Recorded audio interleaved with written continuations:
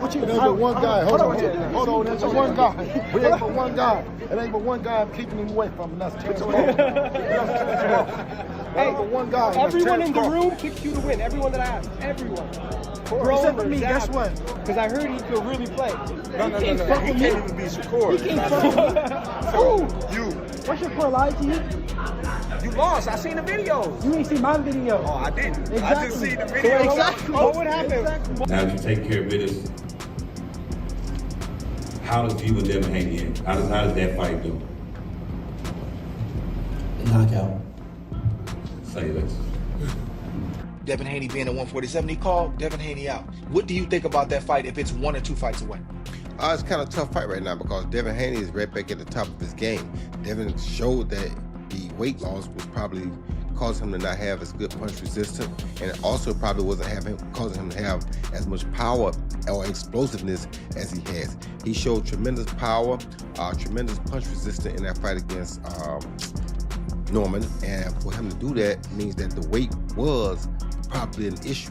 Now, if Keyshawn comes up, or if they even do a catch weight, a 143, 144, it's going to be a very interesting fight because I think Devin has more tools and more IQ right now, but Keyshawn is different.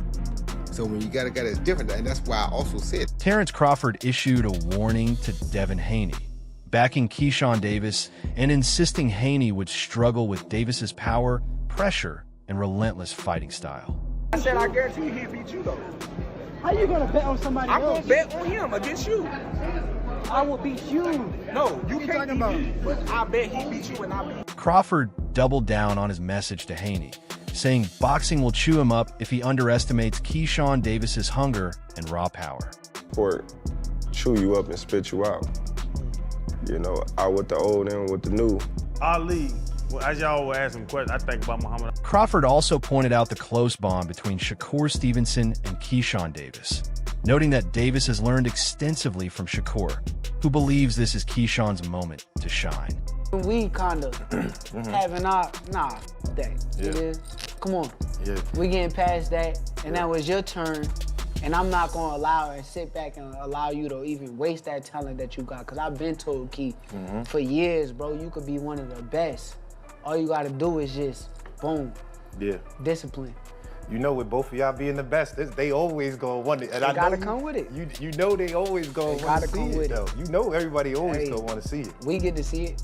Keyshawn Davis confirmed that negotiations are ongoing and promised the Devin Haney fight will happen in 2026, setting up one of boxing's most anticipated showdowns.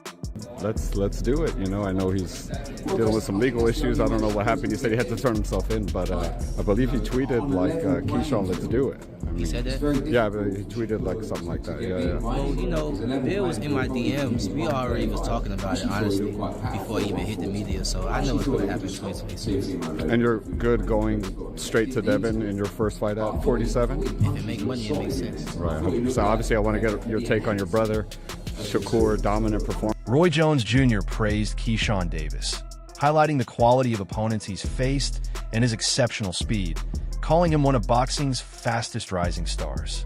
Competition. He's fought some elite guys. He's come up short, but he's always fought hard. He's never been stopped.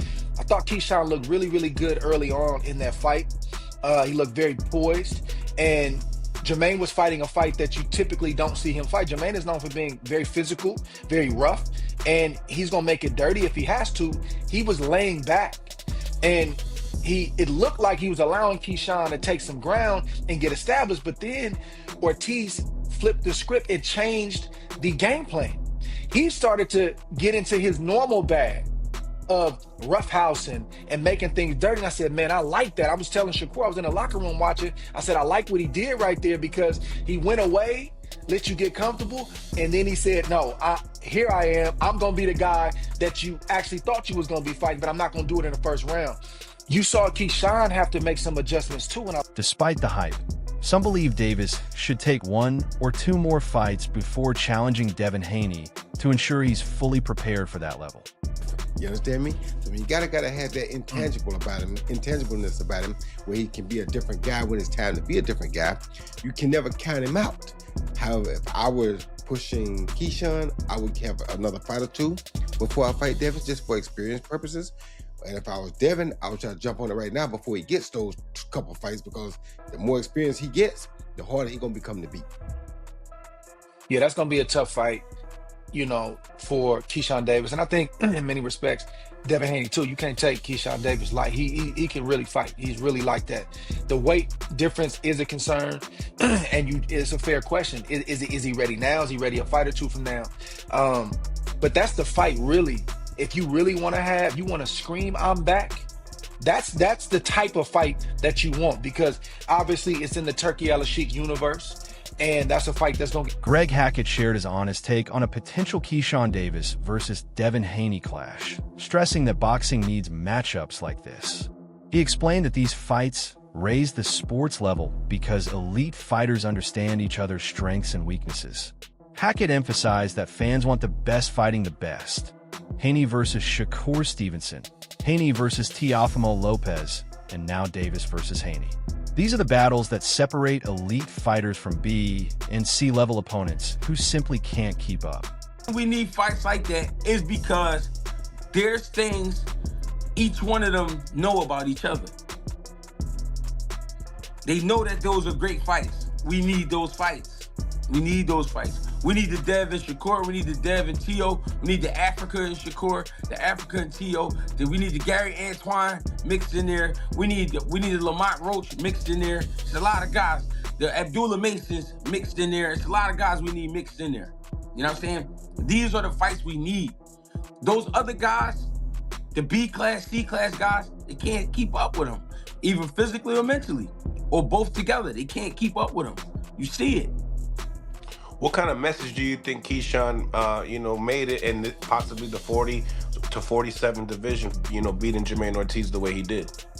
I mean, I don't know. 47 is a different division. That was at 140. Hackett also addressed Davis's win over Jermaine Ortiz, noting that while it was impressive at 140 pounds, moving to 147 will be a different challenge.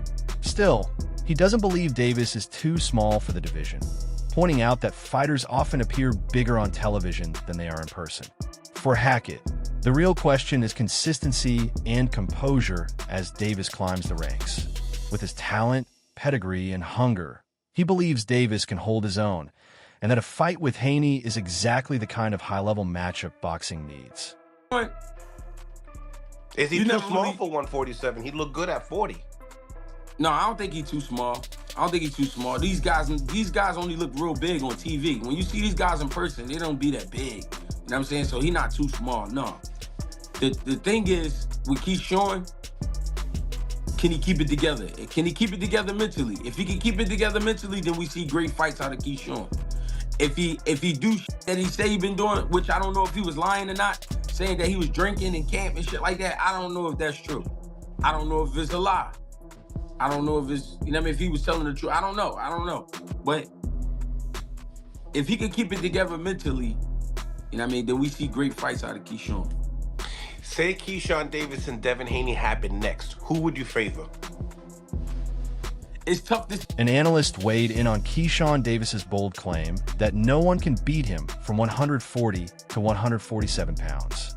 Davis has been vocal about wanting to fight Devin Haney before moving up to welterweight, a division many see as stagnant. The analyst explained that welterweight currently lacks fresh matchups, with fighters like Ryan Garcia, Mario Barrios, and others already tied up, leaving the division in need of new energy.